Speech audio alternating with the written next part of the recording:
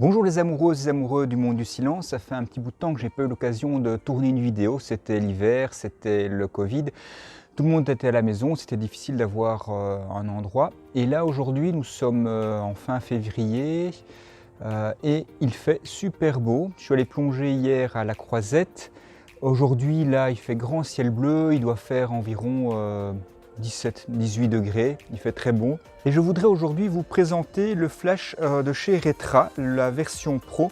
Je vous l'ai déjà présenté dans un article sur mon blog www.plongephoto.com.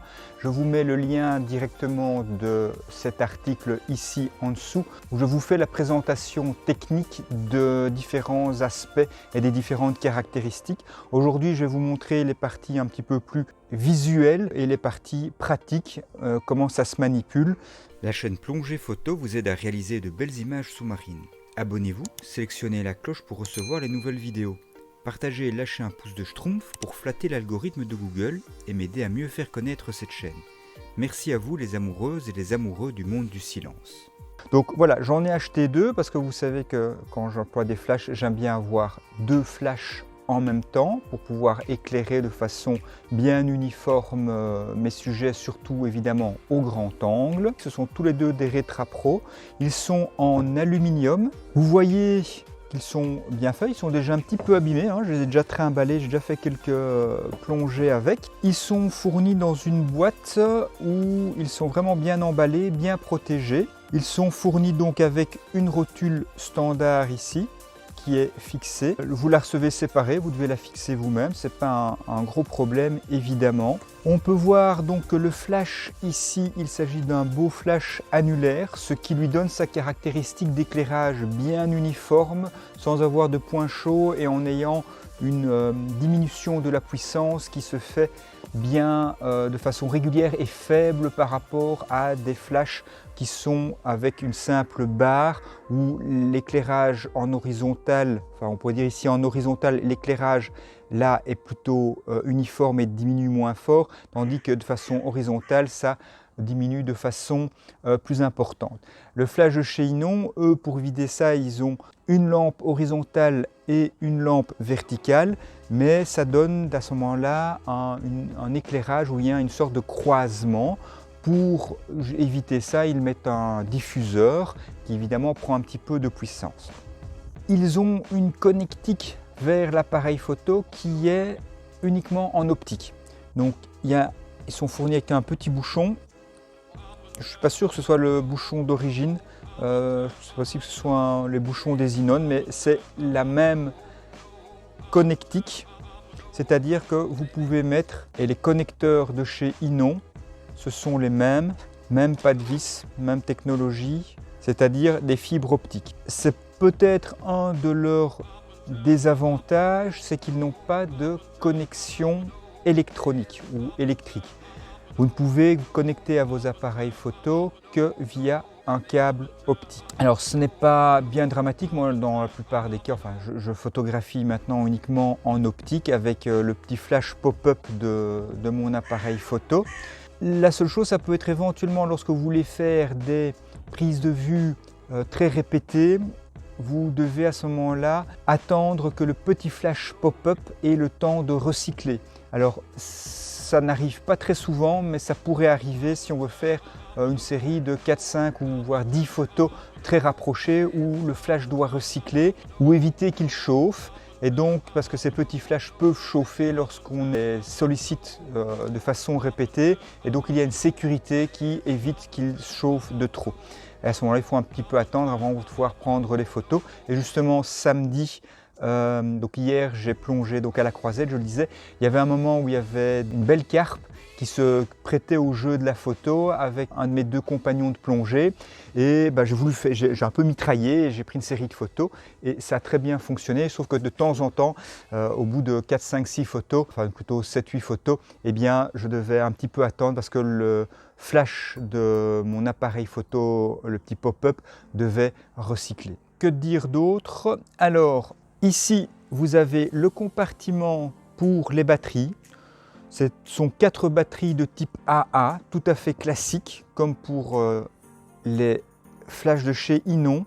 Vous pouvez voir ici que leur particularité ou leur marque de fabrique, c'est d'avoir un double joint. Il m'est déjà arrivé de mettre à l'eau en n'ayant pas bien vissé, pour ne pas dire que je laissais mon appareil, ou les batteries sous tension en contact. Et donc j'avais un petit peu dévissé ceci. Je me suis mis à l'eau et vers 15 mètres, je me suis dit, tiens merde, ça ne s'allume pas. Pourquoi? Évidemment, j'ai pas resserré à fond ma batterie et il n'y a pas eu d'entrée d'eau. Il m'a suffi de bien fermer. Bon, c'était pas super ouvert, hein. J'avais juste de quoi déconnecter le contact à l'intérieur. Et donc c'est, disons, comme ceci. Il m'a suffi de tourner un petit peu pour bien les resserrer et donc ça a bien fonctionné. L'étanchéité était vraiment impeccable, j'ai pas eu de problème, pas une goutte d'eau, pas de traces d'humidité, quoi que ce soit. Donc c'est vraiment ce système de double joint, en tout cas, est très efficace. Est-ce qu'on aime ou on n'aime pas, voilà. Donc à moi, ça, je suis convaincu. Alors, à l'intérieur, il y a là un petit graphique qui indique comment on doit placer ces batteries à l'intérieur. Donc 4 piles de type AA. Donc comme d'habitude, moi je mets des je mets des Enoloop Pro, les noirs. On peut voir que ici dans le fond, ce compartiment pour batterie est tout à fait étanche. Donc si jamais il y a de l'eau qui rentre dedans, par l'aluminium, c'est usiné d'une seule pièce, il n'y a pas de possibilité que l'eau rentre dans le flash. Dans le bout, si jamais il y a eu de l'eau, à ce moment-là, vous avez peut-être perdu vos batteries.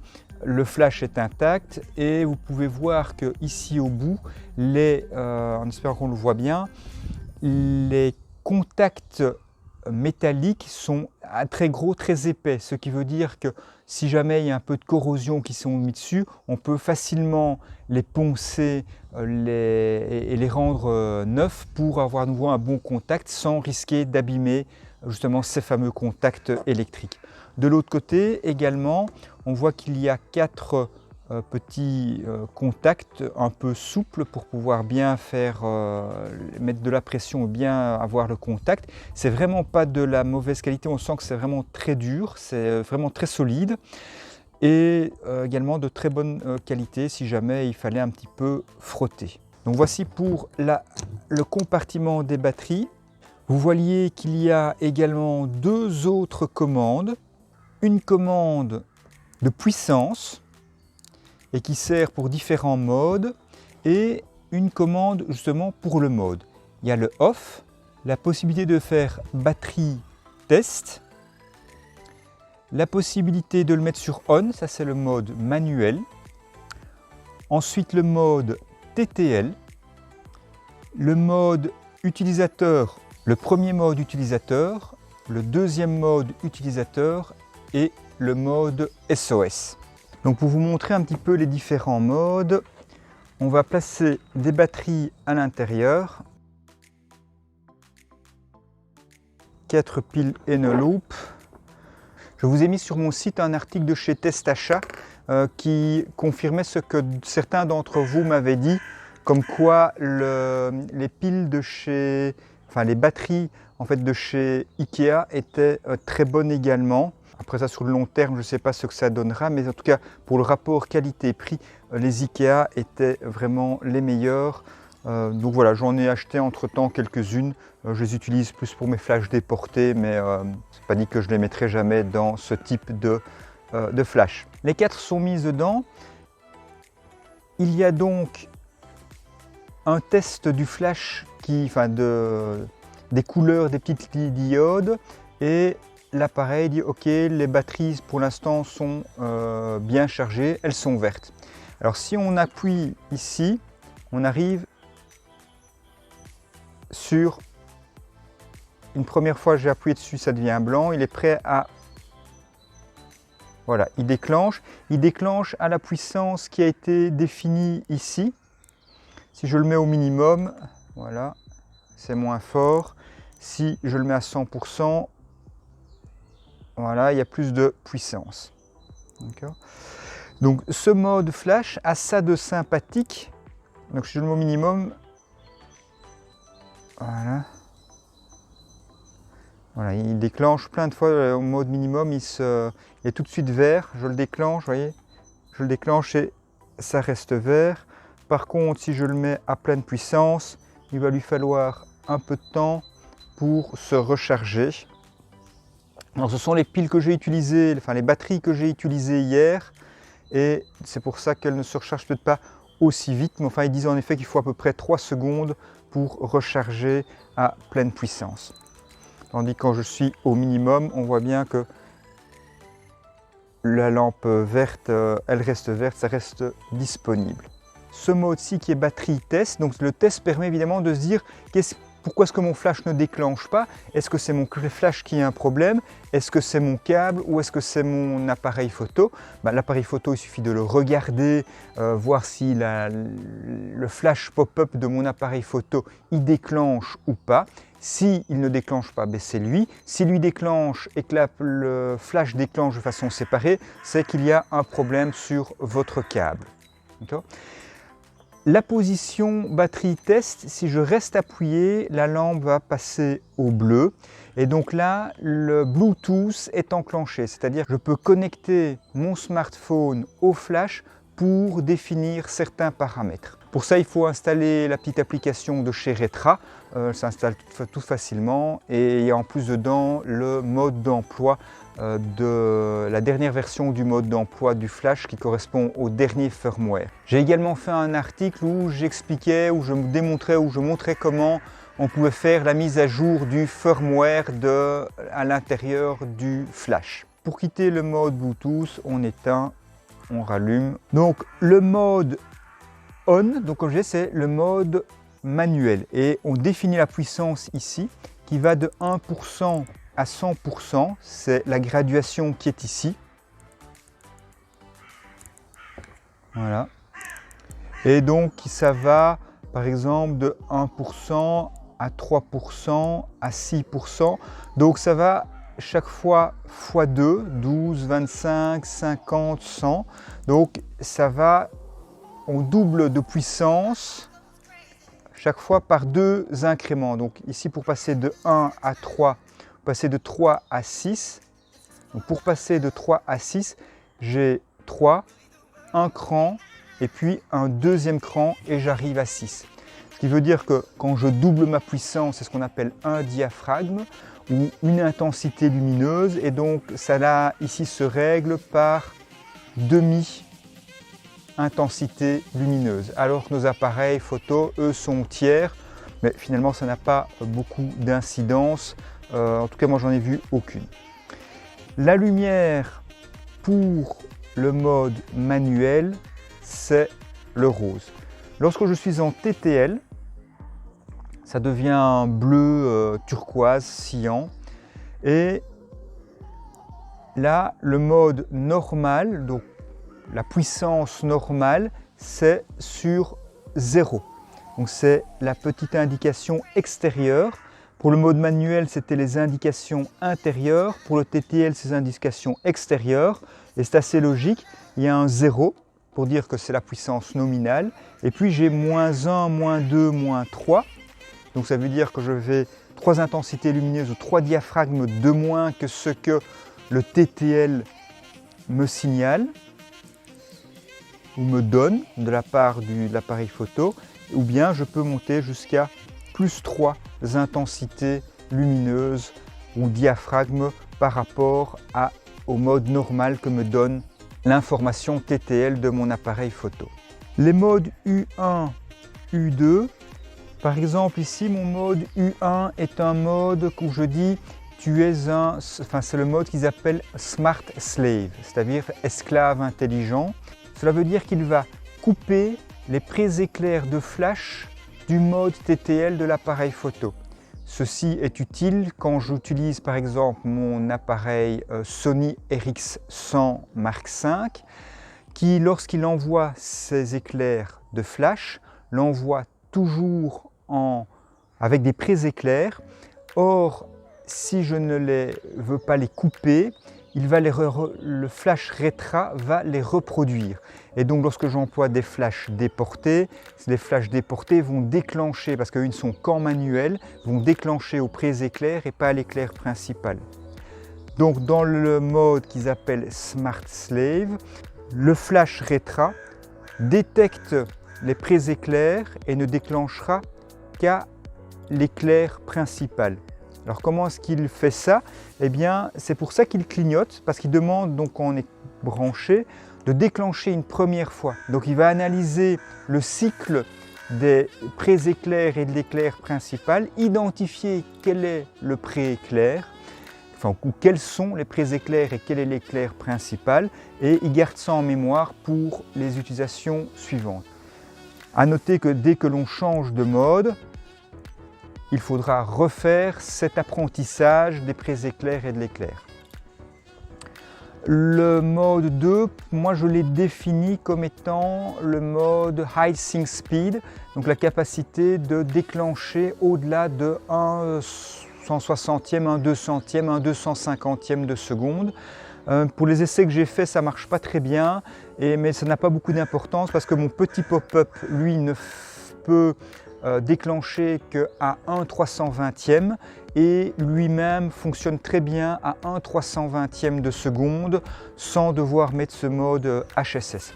Il peut être également mis sur un mode Low Slave, c'est-à-dire mettre une puissance plus faible que le minimum qui est ici. Il décharge partiellement les condensateurs avant de pouvoir déclencher. Donc c'est pourquoi, par exemple, quand on est très près avec des appareils soit assez sensibles ou avec les petits compacts et qu'on a trop de puissance lumineuse dans les flashs, en macro, ça peut être utile. Mais donc pour tout le détail des différents modes, je vous invite d'une part à regarder mon article en français sur mon blog www.plongephoto.com ou bien d'aller voir sur le site de chez Retra qui est très bien fait également. Leur site compare la capacité ou la qualité d'éclairage de leur flash avec celui d'autres marques. Le mode SOS est en fait un vrai SOS, c'est-à-dire que c'est la lampe LED qui est à l'intérieur, qui est au milieu, je n'en avais pas parlé, mais donc il y a une petite lampe qui est une lampe pilote au milieu qui permet évidemment d'éclairer comme toute lampe pilote et qui sert pour le flash SOS. Et comme vous le voyez, c'est un vrai SOS, c'est-à-dire c'est 3 courts, 3 longs, 3 courts. Donc c'est du vrai morse, c'est pas simplement une lampe qui flash. Alors, puisque je vous parlais justement de la lampe pilote, eh bien par exemple que je sois en mode ici manuel ou en mode TTL, lorsque j'appuie sur le bouton du milieu, eh bien la lampe s'allume.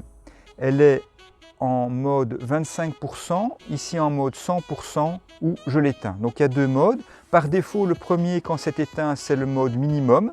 Et puis quand on appuie une deuxième fois, on arrive sur le mode maximum. Que vous soyez en mode TTL ou en mode on, elle s'allume simplement en appuyant sur le bouton du milieu. Alors je ne me rappelle plus la puissance exacte, mais je vous l'indiquerai ici au montage pour vous dire exactement la lampe. Alors le mode Pro a une lampe pilote qui est plus puissante que le modèle Prime et le flash en lui-même est de 150 watts seconde tandis que le mode Prime est à 100 watts seconde. Donc le flash est 50% plus puissant en mode Pro. La contrepartie, c'est qu'évidemment, vu que ce sont les mêmes batteries que l'on met dedans, il y a moins de flash possible, de déclenchement de flash possible à pleine puissance s'il est 50% plus puissant. Et le temps de recyclage à pleine puissance sera aussi plus lent au prorata, donc 50% plus lent que le mode Prime. Donc voilà. Mais Retra a pensé à ça et ils ont sorti un superchargeur. C'est un petit caisson supplémentaire avec 4 batteries que l'on peut mettre ici et ça je vous le présenterai sur une autre vidéo. Dernier point sur ce flash, c'est que vous voyez que non seulement sans devoir regarder votre flash et l'éclairer, vous savez dans quel mode vous vous trouvez. Donc quand vous faites vos plongées, que vous êtes là, du coin de l'œil, vous voyez les couleurs que vous avez de vos flashs et donc vous savez en quel mode vous vous trouvez. De même, la taille des boutons ne sont pas les mêmes et ce qui fait que dans la pénombre ou le noir, vous savez, si vous dites, ah bien dans le fond, je voudrais changer ma puissance, ah non, ça c'est pas le bon bouton, c'est l'autre, et vous savez si vous devez à ce moment-là tourner dans un sens ou dans l'autre, puis vous connaissez le bouton. Ça demande quand même de connaître son matériel, mais vous savez bien que c'est une des bases pour bien réussir ces photos et gagner, enfin ne pas perdre de temps et rater un sujet, c'est de connaître son matériel. Donc voilà, ça c'est facile, et les boutons sont vraiment avec des gros gants. Je veux dire, hier donc j'ai plongé en combi sèche avec des gants secs également. Ben, évidemment ici c'est pas du tout la problématique que l'on avait avant sur les flashs de chez Yinon. Ici ça se tient très facilement, ça se tourne super facilement. Voilà, ben, je vous remercie pour votre attention.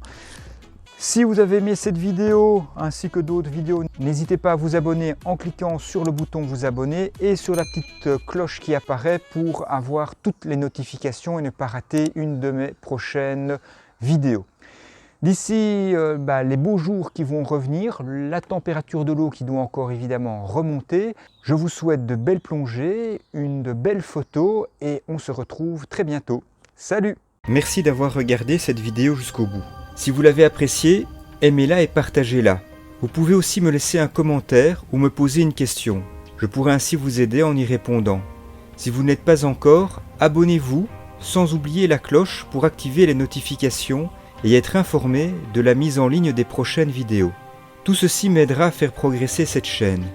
Vous pouvez également télécharger votre cadeau gratuit, mon livre numérique intitulé « 4 étapes pour réussir ses photos macro en plongée ». Le lien est dans la description de cette vidéo. Cette chaîne travaille de concert avec mon blog www.plongephoto.com. Vous y trouverez des dizaines d'articles pour débuter, pour vous aider à progresser et pour vous inspirer en photographie sous-marine. Pour terminer, n'hésitez pas à vous abonner à ma page Facebook Plongée Photo. Vous serez ainsi notifié de la sortie des prochains articles de mon blog. D'ici la prochaine vidéo, je vous souhaite de bonnes plongées et de belles photos.